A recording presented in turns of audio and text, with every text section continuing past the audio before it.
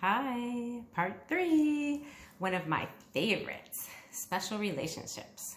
So special relationships are those relationships that you have, the people that you consider in your life that you love. So anybody that you love would be part of a special relationship. So it could be family, friends, your kids, your pets. Those would be special relationships. So what is wrong with a special relationship? There's a lot. There's a lot of great things, and usually there's a lot that is not so great, as I'm sure most of you know. So what happens is, as long as you are coming from a feeling of love and you fall in love, and when you fall in love, how many of you have been in love? Oh, I see most of you. How many of you who have fallen in love notice that you feel like you're on drugs? I mean, there are all these neurotransmitters that are going off in your brain, dopamine and serotonin and all these things that make us feel really good, endorphins.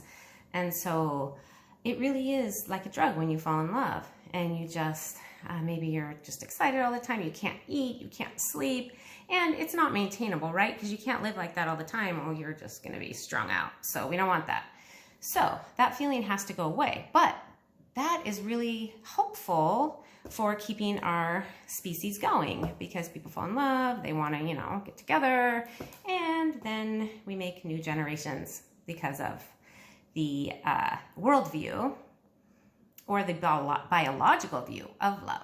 So, animals, the same thing happens with animals. I mean, they have the whole same love cocktail that goes on that makes them do their thing. They just don't think of it as love. It's instinct, right? But instinct, love, unfortunately, when we're looking at it this way, it's kind of the same thing. So we want to get beyond that. So that is special love, because what happens with that, and I'm sure many of you have gone through this, you fall in love with someone, this is so great, la la la, and then that person changes. They're not as nice as they used to be. They don't pay as much attention to you as they used to. They're talking to other people on their phone, so rude. All of a sudden, there's things that you don't like. You move in together and they're leaving their crap all over the house. So what started out as just euphoria and this is great turns into what you want to change about the other person or what's wrong in the relationship. Oh, but if they just would pay more attention to me, or if they would just be less clingy, if they would pick up after themselves, if they would make more money, the list goes on and on and on. And you also do the same thing to yourself. So everything that you do within, you also do without. So you're going to find fault with yourself, you're going to find fault with them. So first of all, rather than focusing on a special relationship, you got to learn to self-love. Because if you really love yourself, then when you make mistakes, you do your best to make up for it. And you make amends. And you recognize that everybody makes mistakes. We're meant to make mistakes, and then hopefully learn from them. If you keep making the same mistake, then you're sabotaging yourself most likely, and it's really good to get help. Or you're triggered because of your past, and you will repeat patterns in your family and how you were treated with other people in relationships. So it's really good to get therapy or talk to a spiritual person. You can talk to your friends, but friends have their own kind of agendas or issues that they could be imposing on you. So someone objective is usually best to understand your triggers. So if you've been put down a lot, then you're going to be triggered if you feel like your partner is putting you down. And maybe they aren't, but it brings up that same feeling. So all of a sudden you're triggered, and maybe you want to lash out, or you want to run away, or you just feel really bad. And you'll know when you're triggered because you're going to feel like a little kid. And I don't care how tough you are, you all know what I'm talking about. When you feel like a little kid and you want to have a temper tantrum, or you feel like someone just took your toys and you are upset and it feels so primitive and you can't talk yourself out of it. It's just overwhelming when you feel that. So really important to work on your own triggers, especially if you've been abused or hurt. We'll talk about this more when we talk about violence, but these patterns repeat, and I'm trying to help you not repeat these patterns. So you've got to work on yourself. You've got to educate yourself and understand how this works. Super important. We can change future generations. It's really exciting. And you get to use yourself as a guinea pig. So that's always fun. Okay, so typically in a special relationship, even in the best relationships, you're going to find what's wrong. They're going to get on your nerves. So what do you do with that? The answer is you learn to come from a place of true love, which would mean that if you don't fully accept the person that's your partner, you don't be with them. And that's something we talked about in the first written lecture, is that if they don't meet your needs, then don't try to fit them into meeting your needs. It's okay to say, you know what, this isn't working for me, and you get out of the relationship. I know that's not always possible. Sometimes there's financial reasons why someone has to stay. So if you have to stay, you just do your best with it to be able to have the boundaries that you need to not be abused. But recognize that the love feeling will fade over time. And if you don't have true love, if you don't genuinely feel like, hey, we bring out the best in each other, we're helping each other grow and change and be the best people we can be, and we bring out a sense of peace in each other, so that state of love, if you don't have that, then you're going to be fighting a battle between I love you, I hate you, not feeling satisfied in a romantic relationship. So notice how often you can come from a state of love with someone.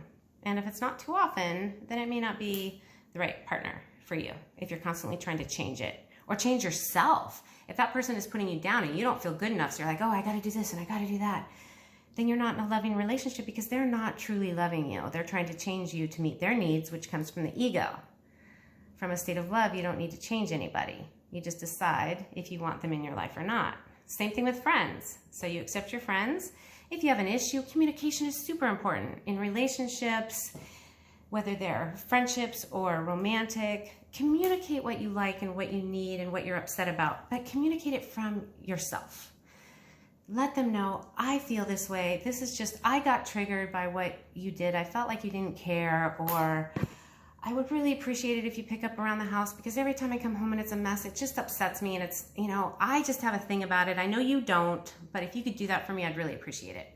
So you can come from a state of love even when you don't like what's going on. Same thing you can do with kids, but that's another section. So I want you to really work on noticing how often are you, when you have something you don't like in your partner, are you able to address it from a place of love and own it? It's your issue with your partner. Your partner's over there fine.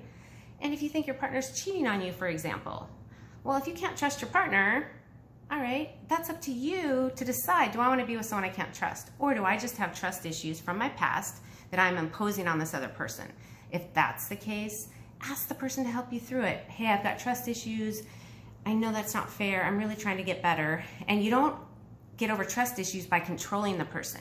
You get over it by, if you're with a trustworthy person, you let them go. You let them be who they are. You don't try to control them and don't try to stop them from talking to other people. As long as they have healthy boundaries with other people, it's up to you to trust. And again, if it's not a trustworthy person, you know if they're trustworthy or not. If it's not a trustworthy person, then why are you trusting them? I just was telling a client this yesterday, and I said, I'm sorry, but you know, your husband hasn't shown himself to be trustworthy. I hope that he is, but I can't tell you to trust him because he's not acting like he cares about how you feel. And if he doesn't care about how you feel about parenting or other issues, how is he going to care about how you feel about other women? So if you have a partner who doesn't show that they really care about how you feel, why are you trusting them with your feelings? It doesn't make sense. So unfortunately, when we fall in love, it's very emotional, and I don't expect that any of you are really going to change what you do because of what I say, because that feeling is so powerful. But hopefully it'll plant a seed and you'll go, ah, this is what she's talking about. Because at some point, you got to decide, like, I got to listen to more than my emotion. I need to be logical about this and know if I'm doing something that's hurting me. If I can't love myself in this relationship, then it's not a good relationship for me. If I never feel like I'm good enough, or if I feel like I'm better than my partner, they're never good enough. Either way, it's coming from the ego. It's not coming from love. So the more you come from love, the better your relationship will be. And if it doesn't improve because you don't have someone that wants to grow with you and change with you, then you're better off not being in that relationship. because it will never bring you what you want.